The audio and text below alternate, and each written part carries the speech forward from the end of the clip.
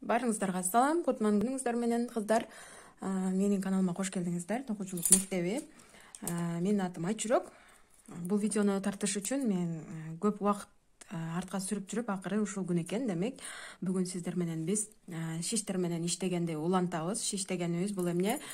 Спицы. Току шаймандарынын бир түрү спицы, кыргызча шиш. Эми биз жалаң эле орусча аралаштырып сүйлөп жүргөнбүз да, ошондуктан түшүндүрмөлөрдө, сабактарда дайыма орус тилин колдонуп келемин жана ушул терминдерди билүү менен сиздер интернет булактарынан кошумча маалыматтарды издеп, таап, өзүңүз үчүн керектүү билимдерди ала аласыздар. Эми эмнени айтамын? Ушул менин каналымда дагы шиштер жөнүндө жана шиштердин түрлөрү жөнүндө бир видео сабак бар. Буюрса, бул уланат сабактар. Бүгүн биз сиздер менен ушундай шиш менен кантип иштейбиз, ошол жолдорун үйрөнөбүз. Бир түрүн гана көрсөтөмүн бүгүн, себеби толтура аябай түрү көп. Эң простой, эң жөнөкөйүнөн баштайбыз. Демек, биз жип алганыбызда дайыма жиптин этикеткасын карайбыз жана этикеткада жиптин составы, ичиндеги курамы, анын канча грамм жана метражын баарын билип алышыбыз керек болот. Түсүн жана түсүнүн бул жердеги лот менен берилген чыккан партиясынын номерлери, айтор баарын билип алышыбыз керек дагы. Бул жерде кантип кам көрүү, ушул жиптен токулган буюмга кантип кам көрүү керектиги дагы жазылат. Эми биз ушул жерден кандай инструменттер керектелет экенин дагы билебиз. Мына могул жерде жазылып турат. Кандай шиш номери керектелет. Эми мындан ары мен спицы дегенди шиш деген термин колдономун. Демек, сиз дагы ушул шиш дегенимде спицы экенин түшүнөсүз деп үмүт этемин. Эми бул жерде мисалы үчүн Lana Gold Alize Classic Lana Gold жиби 100 грамм болот. Кандай шиш колдонсо болот? Мына могул жерде көрүнүп турат. 4-төн 6-га чейинки миллиметрдеги шиштерди колдонсоңуз болот. Эми башка жиптин этикеткасын карасак, мисалы бул жүн жип болсо, бул менин колумдагы пахта жип, Yarnard Jeans. Бул жерде дагы белгиленип берилген. Мисалы үчүн мына илмек бул крючок экенин билебиз, шиш бул спицы. Мынакей 3,5 же 4. 3,5 же 4. Ушул инструменттерди карап туруп эле кайсы размердеги шиш инструмент шайман керектелет экенин билип алабыз дагы. Бизге сөзсүз түрдө мына ушундай сызгыч керек болот. Биз сызгычтын жардамы менен кайсы өлчөмдөгү шайман экенин билип алабыз. Мисалы үчүн мына бул жанындагы, көрдүңүзбү? Мен ушу менен билемин көбүнчө. Бул мынакей US деп турбадыбы? Жаңы элекке мына. Мына US 4 деп турат. Ошол US-тики 4 өлчөмү мынакей. Бизге 3,5 болот. Биз көбүнчө ушул жакты карайбыз. Бул демек, бул шаймандын өлчөмү 3,5 өлчөмдөгү чулочный спицы деп коет. Көбүнчө мындай илмектер менен байпактар токулат, башка таккан жанагы повязкалар токулат. Ушундай бир чоң эмес, кичинерээк болгон нерселерди токуй алабыз. Эми азыр ушул видео сабактын түбүнө ошол шиштер жөнүндөгү сабакты дагы жүктөп коёмун, барып көрсөңүз болот. Чулочный спицы 5 курамында 5 болуп сатылат дайыма эле. Мен бул илгерки аябай СССР убагындагы шиш 3 эле калыптыр. Аябай мындай оор, жакшы, аябай мага жагат. Анан мондой жез шиштер дагы болгон. Көрдүңүзбү? Бир аз түсү дагы башкачараак, күрөңүш. Мына мондай кылып бул жерге размерин көрө алабыз. Көрдүңүзбү? Мына экинчи размерде. Эми кандай кылабыз? Дагы түрлөрүн ошол сабактан барып көрүп келсеңиздер болот. Мына мондой лескада же болбосо жыгачтан, пластиктен шиштердин түрлөрү бар. Толтура. Азыр биз сиздер менен шиштин биринчи жаңы баштаганда кантип колдонобуз, ошол боюнча сабак өтөлү, бир аз. Эми 2 шиш алабыз. Кааласаңыз ушундай аркасында жиби бар, лескасы бар, илмек менен, шиш менен дагы илмектерди терип алсаңыз болот. Илмек терүү деген эмне? Ал кадимки эле биз токууну баштагандагы биринчи кантип терип алабыз ошол. Бизге ал үчүн жип керек. Мен азыр бир аз жоонураак жип алайын дагы, сиздерге кантип баштайбыз ошол боюнча айтып берейин. Кыска жагын алаканыбыздын ичине алабыз дагы. Азыр 2 түрүн көрсөтөт экенмин сиздерге. Мен үчүн ушул түр эң оңой болгон, себеби кичинекейимден бери жаттап калганмын, унутуп калганымда бара калып даже карандаштарды алып эле монтип унутуп калбайын деп кайталай берчүмүн да. Ушул нерсе ташка тамга баскандай эсимде калыптыр. Ошондуктан мына ушинтип карандаштар менен дагы унутуп калбайын деп кайталап жүргөн кезим болгон. Эми азыр мына ушул түрүн көрсөтөмүн сизге. Кармап турабыз, мына 3 бурчтук эле кылып алып алдык колубузга. Узунду дагы, кысканы дагы. Эми караңыз. Эмне үчүн экөө менен аламын? Себеби току азыр биринчи терип алганда өтө тыгыз болуп калбасын үчүн, бир аз бошураак болсун үчүн 2 шиш менен набирать этемин. Кийин бара-бара өзүңүз бул нерсени билип алгандан кийин кааласаңыз 1 шиш менен дагы терип алсаңыз болот илмектерди. Илмек деген бул петлялар. Петля деген бул ар бир токулган бир бөлүкчө. Азыр мынакей баштадык. Эми эмесе сиз менен кармап алдым. 2 бармак менен кармап алдым. Эми ортосуна салдым, мына көрдүңүзбү? Кармап турам. Кармап бир аз жогору көтөрдүм. Эми бул колумду ороп турган жипти аламын.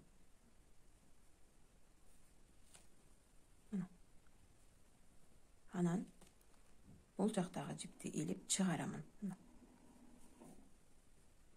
Ошондо менде жумушумдун башында эле сразу мындан мындай 2 илмек пайда болду. Көрдүңүзбү? Эми кайра, көрдүңүзбү? Кайра бул жипти киргизебиз колубузга. Бул жип дагы көрсөтүп атам. Илип алдык. Бул жипти илдик. Анан бунун ичине коюп беребиз. Анан бул жипти тартып коебуз. Түшүнбөсөңүз кайра артка жылдырып көрүңүз. Дагы бул колубуз иштеп атат, экөө кармап турат.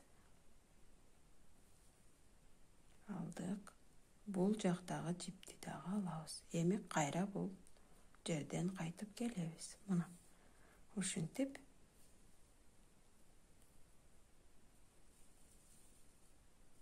биринчи катарыбызды терип алабыз илмектерди. Же болбосо кээ бир кол өнөрчүлөр бул терип алган катарды биринчи катарга эсептебейт дагы, кийинки катардан баштап биринчи деп эсептешет. Ошол жагына дагы көңүл бөлүшүңүз керек болот. Мына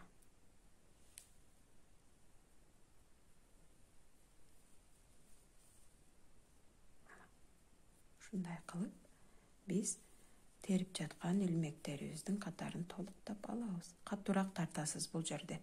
Себеби биз азыр биринчи катарыбызды баштаганда бул 2 шиштин бирөөсүн алып алабыз.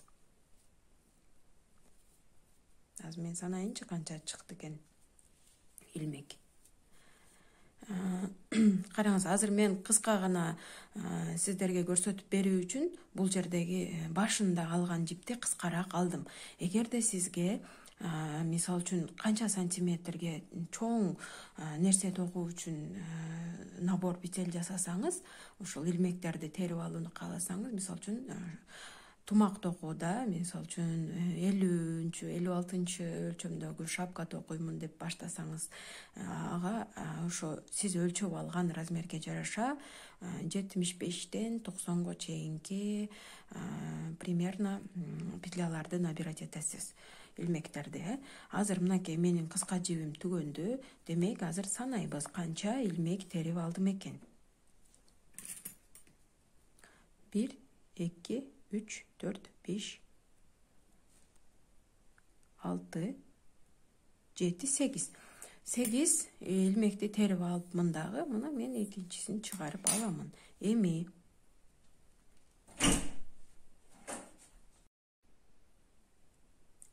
караңыз.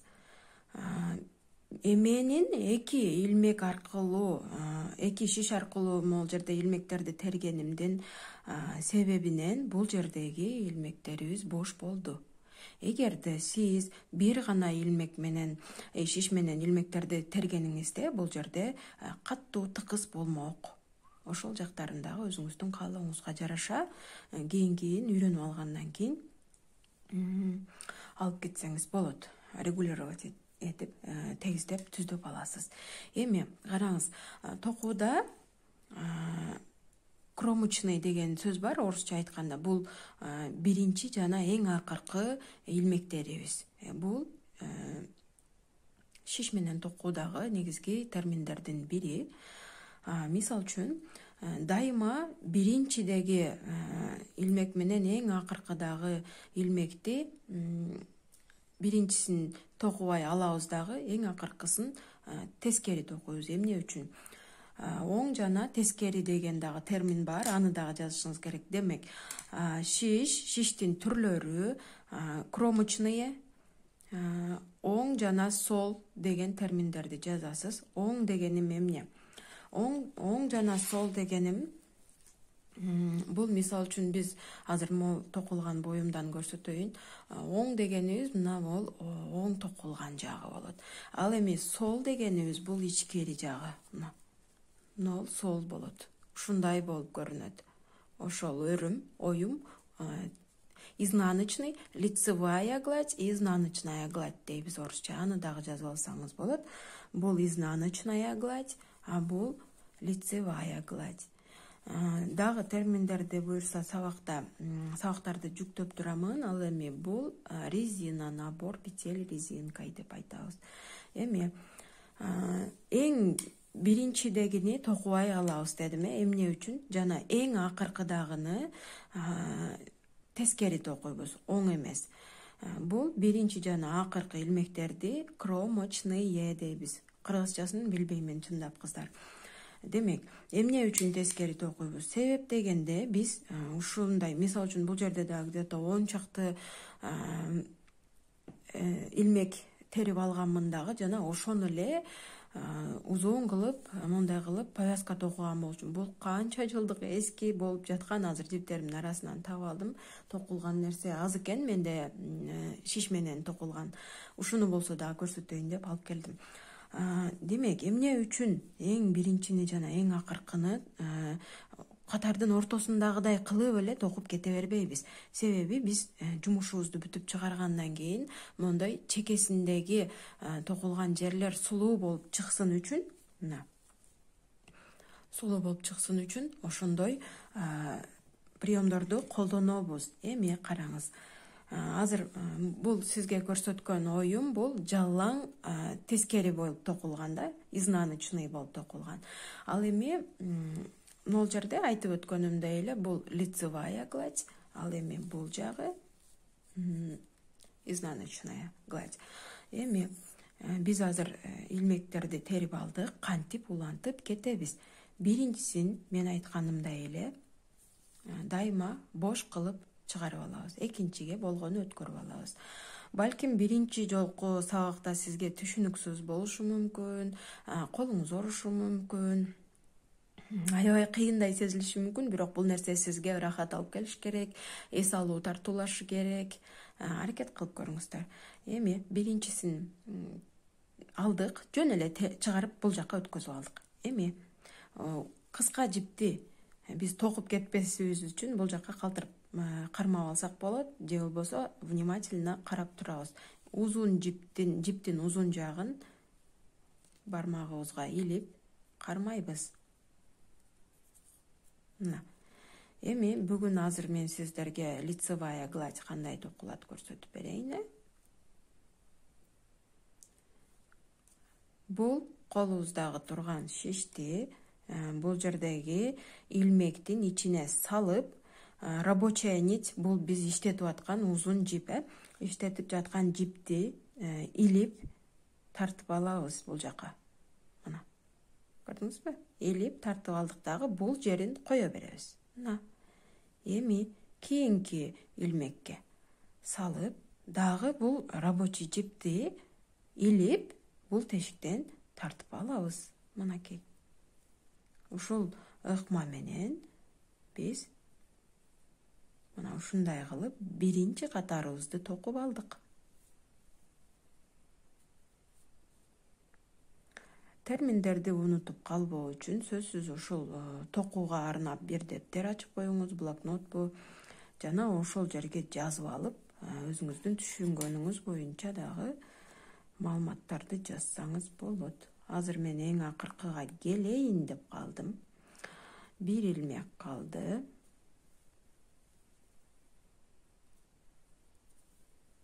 Aldığı jagынан tokup жатабыз, көрдүңүзбү мына. İçine эмес, сыртына салдык. Эми эң акыркыда калган кромочный илмекти биз жипти алды арка жагына эмес, мындай алды жагына өткөрүп алабыз. Эми бул жерге көрүнүп жатат деп үмүттөнөмүн. Бул жерге арт жагына эмес, алды жагына салып туруп,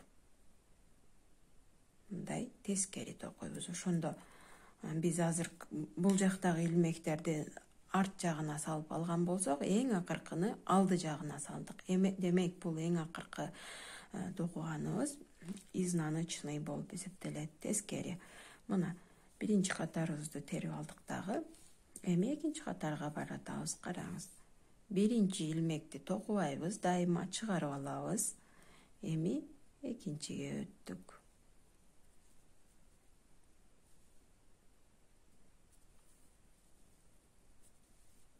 Мына ушундай кылып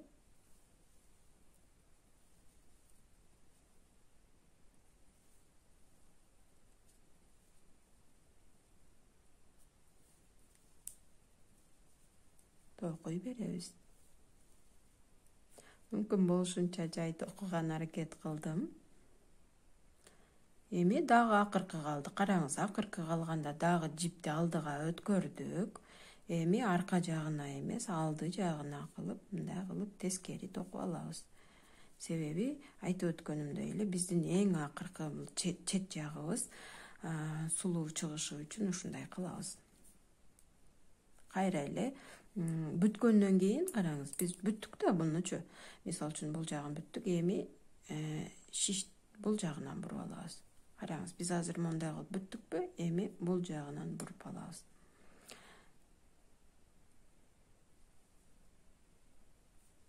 Экинчи катарды бүттүк.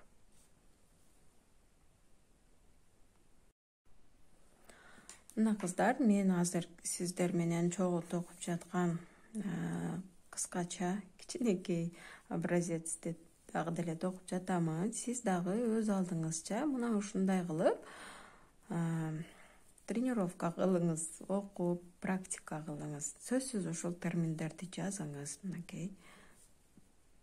Эң акыркыны тескери токойбуз, көрдүңүзбү? Оң эмес. Эми ар кандай узорлор бар. Узор бул өрүм. Азыр биз сиз менен бир узорду уже үйрөнүп жатабыз.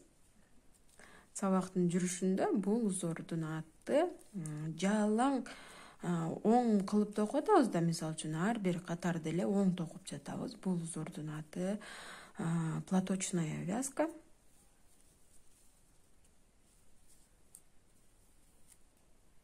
Эң акыркысын тескери токойбуз. Ушундай кылып ар ким өз алдынча азыр бир аз токуп көрөлү дагы.